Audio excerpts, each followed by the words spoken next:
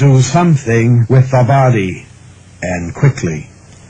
Suddenly, I noted a place in the wall of the cellar where stones had been added to the wall to cover an old fireplace which was no longer wanted. The walls were not very strongly built, and I found I could easily take down those stones. Behind them there was, as I knew there must be, a hole just big enough to hold the body. With much effort, I put the body in and carefully put the stones back in their place. I was pleased to see that it was quite impossible for anyone to know that a single stone had been moved.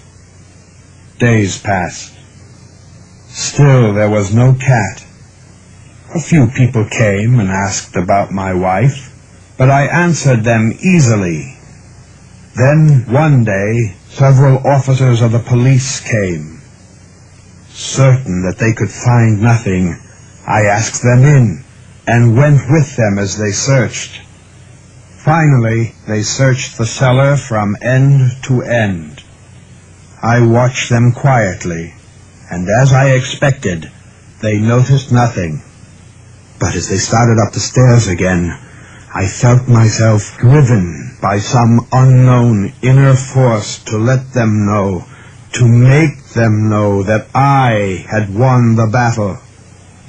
"The walls of this building," I said, "are very strongly built. It is a fine old house."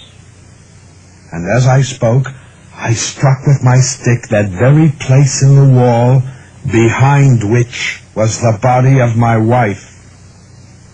Immediately I felt a cold feeling up and down my back as we heard, coming out of the wall itself, a horrible cry.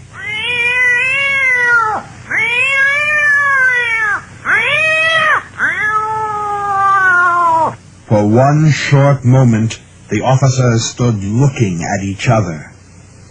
Then quickly they began to pick at the stones, and in a short time they saw before them the body of my wife, black with dried blood and smelling of decay. On the body's head, its one eye filled with fire, its wide open mouth the color of blood, sat the cat, crying out its revenge.